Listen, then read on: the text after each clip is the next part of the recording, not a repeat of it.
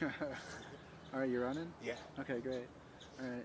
Hey, everybody, this is Bret and Andrea from the S7 Foundation, and we're here today to just share a little bit about our journey and the epicness and the fun and the challenges and all the good stuff. And we're probably going to do a bunch of videos to start sharing our story a little bit more about our friends as well and our project and us as a married couple as well, because we didn't start out that way. We got married as part of this adventure and part of our quote unquote project. So we're just gonna, I don't know, randomly talk about some different subjects, and then throughout the interviews and the days and footages, I guess we'll probably cover all sorts of things. And today we're inspired to talk about what? You? Anything? Well, Rob just asked us how we came together. So we maybe start from the with beginning? that. Yeah. It's like it's like a superhero story? Yeah, We have to start from the origins. Yeah. We have to start from the origins. Well, at 9:36 a.m. in 1975. I'm just joking. You know, there's some people that would do that, right? And then this would go on for 45 minutes. Yeah. I think I know some of those people. Well, we've got to be careful now. It was the famous summer of 2012, the year that planet Earth went into the event horizon and nobody knows yet about. But I was in Hawaii. I was coming out of, or kind of in a major depression. I've got some videos about my experiences with bipolar and some of my story about that. And I was kind of in Hawaii, which can kick your ass living there sometimes, as a lot of people would tell you who've visited there and trying to do new things and live off the grid and create their own lives and stories. Hawaii can kick your ass. So I was there, and I was writing about something called spiritual philanthropy, which maybe we'll talk about in a little bit. But this character here put out a post on Facebook. She was creating something called Earthstar Network, which was like a co-creative network for pioneers and adventurous people and loving people and creative people. And I was just drawn to the video she put out, which was really wacky and crazy. And she said she quit her 3 jobs and she was like dedicated full time to this thing. And I was like, that's an awesome person. So I wrote her an email and shared about the spiritual philanthropy idea I had and wanting to create like a gift economy type of Kickstarter. I was really into crowdfunding, but wanted to go beyond just being able to give money and get perks like t-shirts. Like, how could it be more interactive and have people be able to share many different types of gifts and skills and money and time and love to be part of a project, not just be a fan of it, even though crowdfunding was awesome. And at the same time, she was going through her own spiritual awakening and putting out Earthstar Network. So share a little bit about Earthstar Network and where, so I don't know, something about that. Yeah, so Earthstar Network was this inspiration I had to create a network of people across the world who are interested in what I was calling co-creation, and also creating technology and media around it. And I was getting through in my own psychic way that this would be its function. It would not just be a small network. It would have a function to create a global internet media, almost transmedia platform.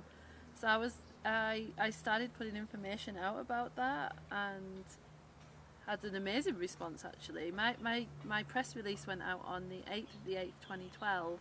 There was a lot of expectation around Shift on the Planet then and people who were into this stuff. And I was getting through that the birth of Earthstar Network is the birth of this new operating system, and it was happening in England because that represented the planet's heart chakra. So when I put out this news, because there was so much expectation, I was sat on Facebook, I set up a group, and the likes were like going up 170, 300, like never seen it like that since. And at that point Bret joined the network, I think on the first day, and he sent me he put a post on the page saying, really great to hear about your project, here's a video. It happened to be Narco Bear and Medicine for the People.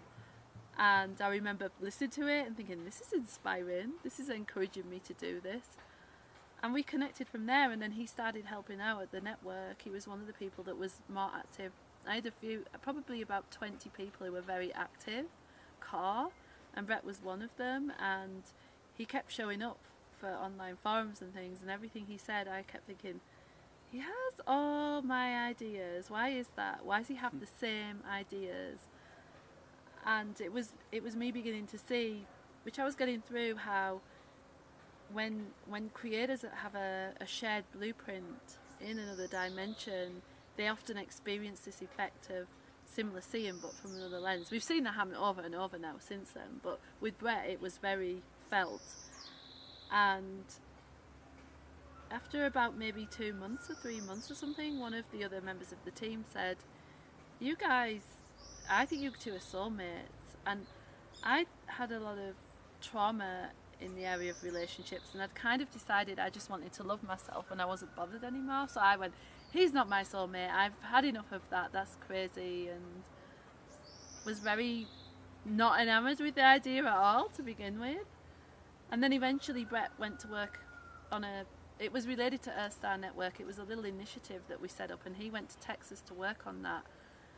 And after he left, the first thing I was thinking is, I think I miss him. And I was catching myself and thinking, why? Oh no, I don't want that. But I was like, I do miss him. The second thing was, what a wild card! This guy he's totally an enigma. And I remember speaking to people he was working with at that time because I was getting more curious about him. I'm like, do you get this guy? Like, he's totally unusual. You never know what kind of mood he's going to be in and which Bret is going to show up. And I was getting more curious. And then things really began to mature from there, I think. Yeah, this is like when Harry met Sally. It is. It's got to be added. It's going to be added to the end of the movie. You're gonna have to. We have to get some footage and do that. We just keep cutting it back in and forth. Yeah, so we became friends over several months. Maybe I'll bring the cameras to dinner and get you wine. Oh, that'd be good. It was kind of nice. I mean, looking back, like, I don't think either one of us were like love at first sight type of infatuation or like this is the one kind of feeling. It was like this really organic friendship. It was nice. Neither one of us were expecting anything. Neither one of us had ever had an internet relationship or met someone online. So I don't think either one of us were thinking that on many different levels. So it kind of just happened naturally by gravitation and resonance and showing up to create something together, like through shared passions and shared intentions, and which is really nice, and it's kind of become the story really. And then later that year, we decided I would come out to England just to visit her and see if to really work on the project, but in person, and see if the chemistry and things like that seemed to be more than just whatever. We didn't really know, but we decided to keep it like on the project level to begin to take off some of the pressure or stress because we felt good about that. And during this time, the third leg of the S7 Foundation, formerly known as New Map, just in case you're watching this, Chris Larkham, he's the third person in our relationship. He's the third person in our relationship. he showed up at about a similar time, I think at the end of the summer. He's also from England, like Andrea is. I'm from New Jersey in the U.S., and someone sent a video to Andrea from the U.S. saying, "Have you seen this guy's video? I think his software is something that you're talking about." And she wrote Chris a message, I think, saying something like, "Are you spiritual?" And he kind of wrote back saying, "I'm a scientist," or something like that. And then he kind of like disappeared. And then a few months later, as we were talking, he wrote another email basically saying, I got a message in my dreams or I'm asleep that I need to go help Andrea, and I'm spiritual now," or something like that. He had some kind of extra epiphany or awakening, and he came to visit.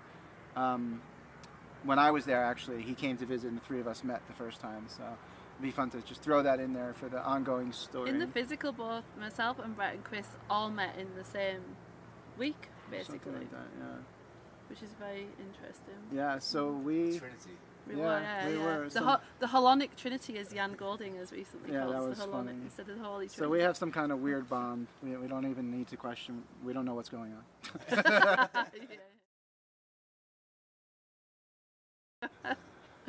So that was January of 2013 when I came out to visit, and since then, S7 Foundation / New Map was a thing, was a project that Chris, Andrea, and I co-founded, and Andrea and I were, at that point, I guess you would say dating. Like it was confirmed that we enjoyed each other, and were falling in love, and we just continued the relationship, and it's been 6 years actually, and we got married. 5 years? 5 years, yeah. We had a marriage ceremony, and was it 2014? Yeah. in like December of 2014, our project was invited out to the Uplift Festival in Australia, and this magical thing happened where we had this spontaneous and like co-created, self-organized wedding. So we're not officially legally married yet, but we had this ceremony, and it was just this amazing 3-hour event that turned into like our wedding. And I'll have to give a link. Somebody there built us a website. After the event, they made a little Weebly website that has pictures of us and the whole thing, and he did that as a favor to us. I can't imagine you two are particularly bothered about doing the whole legal thing anyway. Well, actually, that's a good you'll question. Be Well, the visa thing has always been That- interesting. So the last 5 years, the situation, with visa restrictions, how long people can stay in each other's countries. So the only time that really comes up for me personally, the legal thing, is to try to make it a little bit easier on ourselves with the visas. But then on the other hand, with the lifestyle, and we want to continue moving into just more super abundance, like, do we ever really need to be able to stay in one country for more than 6 months? Probably not. But we also wanted to celebrate with our families. That wedding event took place with friends and strangers and friend strangers. And Chris was there, and we had some other friends there, so it was absolutely amazing. But we're also thinking it would be fun to do something, and if that can be combined with legal just for the heck of it. But yeah, other than that, no, it doesn't really matter too much for me. Yeah, funnily enough, there's a bit of background to what happened with Uplift in terms of our project, because obviously we talk about this thing all the time called co-creation, and as part of S7, we're called S7 after the 7 S's of co-creation. You want to just explain that briefly? I knew he was going to ask me that. I'm like, the last time I did this on film was not so successful, so maybe you want to answer the 7 S's. Well, between the three of us, we could do it. This is quickly. The 7 S's of co-creation is something that was, first of all, named and created by Barbara Marx Hubbard, one of our friends and inspirations, and a true visionary, and someone whose work and lineage we're carrying along with a bunch of other innovators throughout history and present speaking. The 7 S's of co-creation include spontaneity, synchronicity, synergy, self-creativity, syntony, and supra-sex. And I think we'll have a whole nother video about the 7 S's of co-creation. But was that 7? Yeah, that was 7. Oh, okay. Yep. I thought it was 6. It might have been. If we left one out, it was something else. And Chris, our friend Chris, is a systems thinker. He calls it a linguistic matrix, but it's kind of like an operating system, or even a way of saying our values, so something like spontaneity, being in the moment, synchronicity, that things are not always as they seem, and the beautiful nature of reality is that timing is not what we think it is. Synergy is a whole greater than the sum of its parts.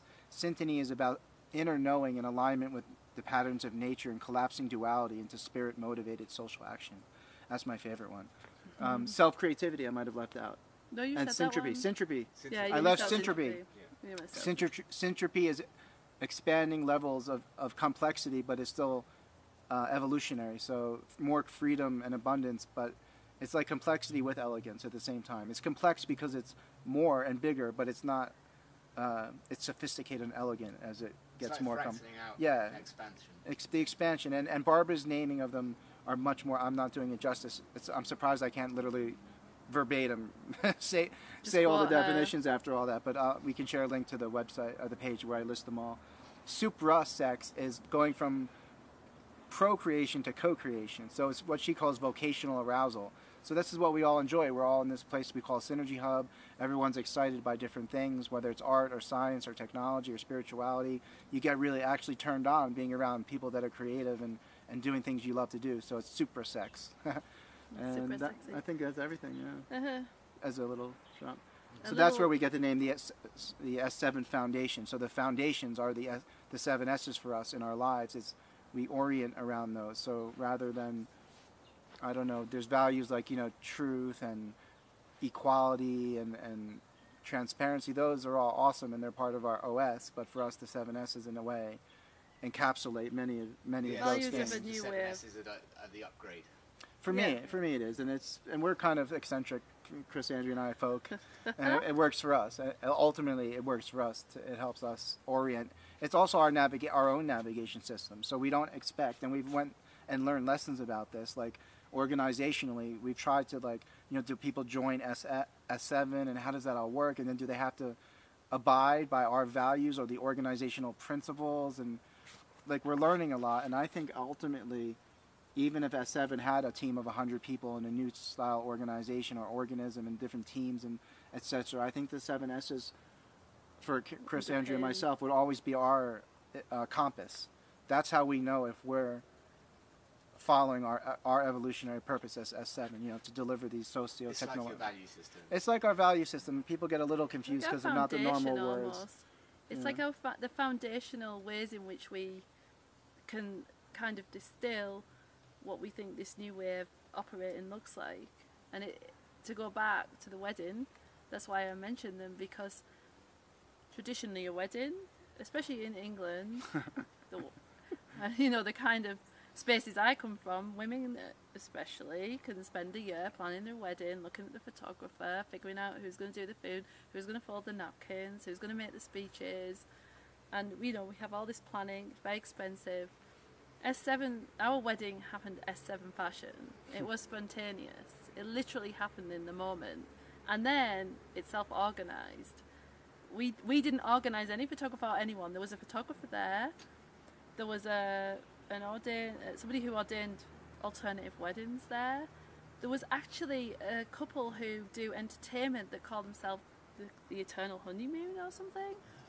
And there was a video maker. Are you absolutely positive Chris hadn't organised? Well, it looked that way. It looked that way, and I could go on. And of course, then that brings in the principle of synchronicity. They synchronistically were all there that day. Of course, we were in a beautiful location. There was a whole banquet after that was set up already. And then the night after, at the actual festival, one of the poets there dedicated a poem to us, which is the most romantic thing I could have dreamed of. There was luminaries from all over the world, and the indigenous grandmothers included, which was like also my bliss in some form. So the 7 S's were featured in our wedding, and everybody there was completely, utterly inspired. And we're talking about people who've been in this field for a long time, but they were so inspired and thrilled to see a wedding self-organised spontaneously, synchronistically, in syntony. It was a phenomena. But so the wedding was. We definitely did it our style, but we definitely, it's an illustration of the 7 S's at work and how we keep in check with who we want to be, and are we in harmony with this natural way of organising. The 7 S's are our synergistic marriage. It was of course synergy was there. We were the synergy. Yeah. We were the synergistic co-creation.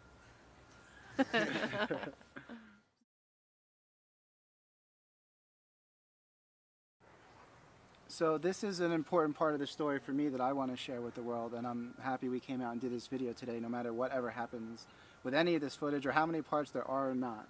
I want to share that when I was younger, I was diagnosed with bipolar disorder, and I went through many, many years of, for me, horrible experiences and learning experiences ultimately really beautiful experiences looking back, although of course it doesn't always feel that way when you're in it. But when I was 19, I was put in a psychiatric hospital and put on medications, and then throughout my 20s, a lot of the same thing. The reason I'm saying that is because people often ask me, because I haven't been on medication now for 5 or 6 years, and how I get along, and what's the prescription for that. And I always say, well, I really can't prescribe love or grace. So number one, I met this most special person for me, in my eyes, the most perfect, beautiful woman in the whole world. And props to every woman in the world. I'm specifically saying in my eyes, so I understand that. And I've created a lifestyle and found friends in the right environments for me. So more than getting the right vitamins or the right yoga to cure the bipolar experience, and I call it that on purpose. It's not a disease or an illness, but it is an experience that I have had and am, as you might even say, predisposed to potentially, energetically even rather than genetically, because that includes genetics. How special it's been for me. I thought I would never have love again. I thought nobody would love me. My teeth were all messed up from the drugs and smoking, I was overweight and all these sorts of things. I didn't think anyone would ever love me again, to be honest. Or think it would be possible for me to get out of that rut. So part of the story is that. And to let everybody know, as I said in my videos, passion's the gateway drug. Follow your passion, stay alive. If you're down or depressed or miserable, it's okay. But if you can find one thing to grasp onto, it doesn't even matter what it is: comic books, TV, football, New Age, philosophy, drugs, I don't know. Just stay alive until you can kind of pass through a stage where you can find new opportunities and have the courage to try something new. For me, things really turned around when I gave up my Social Security benefits and the apartment I had and decided like I couldn't go on having that crutch anymore, and I started traveling the world and trusting in life. And I was lucky, by the way, to have a pretty damn awesome family and support system, which a lot of people don't have. And I went into what most people call the gift economy, which is a big part of this project, and living in the gift economy, and then also upgrading the gift economy into things that are even more beautiful and amazing. But it took getting out of the house and taking the risk, and that's how I ended up finding her, following my guidance, my own syntony, as we were saying, following my passion, and just believing and having trust and faith. So, for me, our relationship also symbolizes new life and new opportunity, and which is why I love her so much, because she's the most unconditionally loving person I've ever met.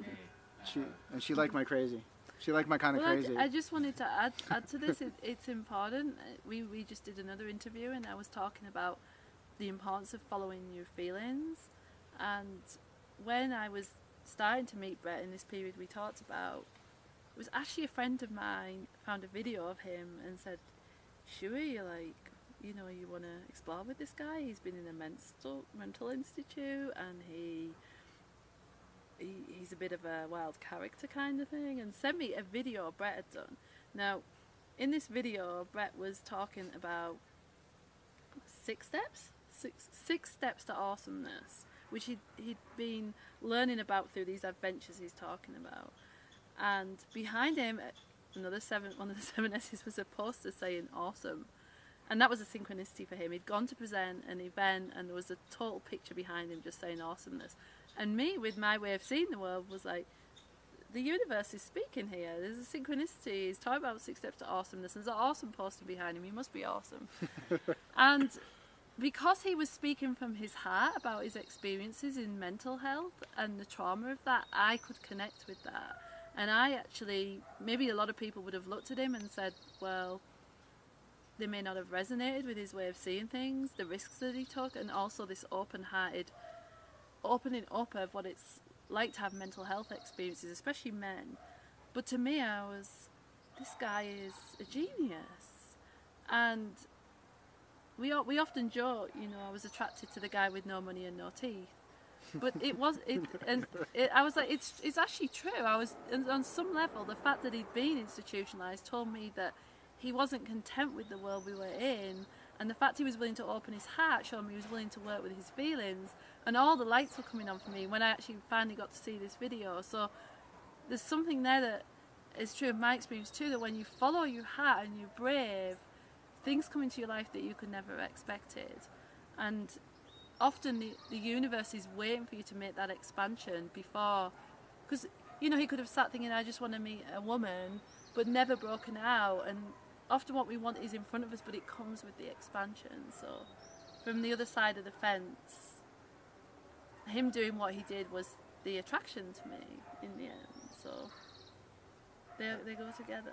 It's gonna cut out. When Bret met Andrea.